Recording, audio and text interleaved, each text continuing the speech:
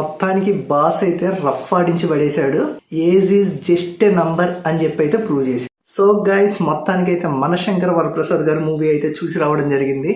So movie అయితే చాలా బాగుంది. మీరు కనుక నేను చేసిన ట్రైలర్ రియాక్షన్ వీడియో కనుక చూసుంటే నేను అందులో ఆల్రెడీ చెప్పా అన్ని సినిమాల్లోనే అని చెప్పి.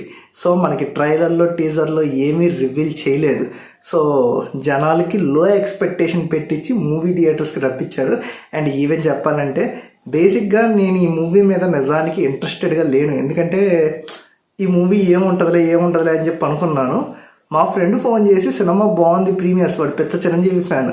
సో వాడు బాగుంది అని చెప్పి అంటే సర్లే ఓసారి చూద్దాము అని చెప్పి నేను నిన్న నైట్ బుక్ చేసుకున్నాను అనమాట. అండ్ ఆ థియేటర్ కూడా హాఫే ఫిల్ అయింది, పూర్తిగా కూడా ఫిల్ అవ్వలేదు.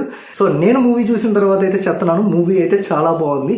కుదిరితే ఈ మూవీని families especially husband and wife కలిసి చూడడానికి అయితే ట్రై చేయండి. సో ఇంకా మూవీ కాన్సెప్ట్ గురించి చూసుకుంటే మన మెగాస్టార్ చిరంజీవి గారు అయితే సెక్యూరిటీ సర్వీస్ అయితే నడుపుతూ ఉంటారు. అండ్ తన వైఫ్తో కొన్ని కారణాల వల్ల విడిపోయి తన పిల్లల్ని చూద్దాము, మళ్ళీ తన వైఫ్తో కలుద్దాము అన్న ప్రయత్నాలు అయితే చేస్తుంటాడు. అసలు వీళ్ళిద్దరూ ఎందుకు విడిపోవాల్సి వచ్చింది అండ్ మళ్ళీ కలిసే ప్రాసెస్లో ఏం జరిగింది, ఈ మధ్యలో వెంకటేష్ గారి క్యామియో ఎందుకు వచ్చింది, ఇవన్నీ తెలియాలంటే మీరు మూవీ చూడాల్సిందే.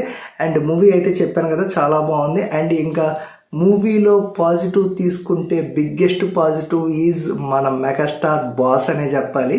సో వింటేజ్ బాస్ని అయితే మనం చూస్తాము. లైక్ నా చిన్నప్పుడు చూసిన బాస్ని మళ్ళీ నేను చూశానని చెప్పి నాకు అనిపించింది.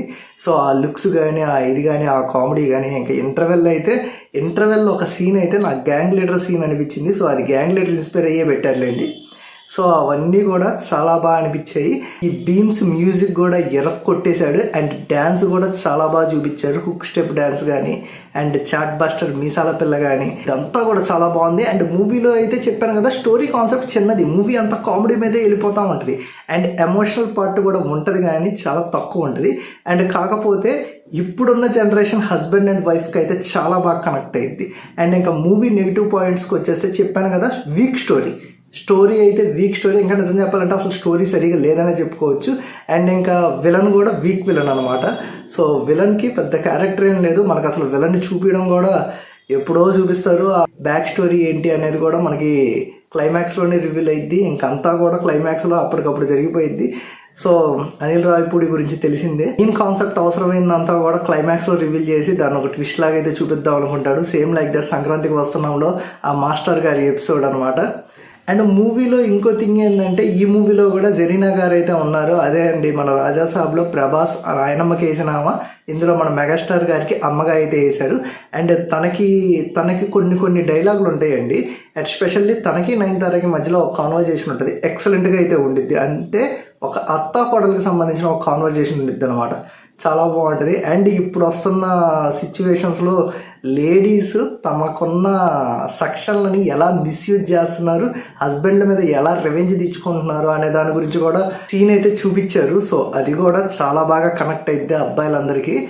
ఇంకా వెంకటేష్ గారి క్యామియో విషయానికి వస్తే ప్రతి సినిమాలో ఏదో క్యాజువల్ క్యామియో ఉన్నట్టు కాకుండా ఈ క్యామియోకి ఒక ఇంపార్టెన్స్ ఇస్తాయి. ఈ క్యామియో కూడా ఒక క్యామియో లాగా కాదు, మూవీలో కావాల్సిన ఇంపార్టెంట్ క్యారెక్టర్, ఈ క్యారెక్టర్ కూడా ఉండాలి అన్నట్టుగా అయితే చూపించారు. నాకైతే అది నచ్చింది. ఎందుకంటే ఇప్పుడు వస్తున్న సినిమాల్లో అంటే క్యామియోస్ పెట్టి క్రేజ్ని అయితే సంపాదించుకుంటున్నారు.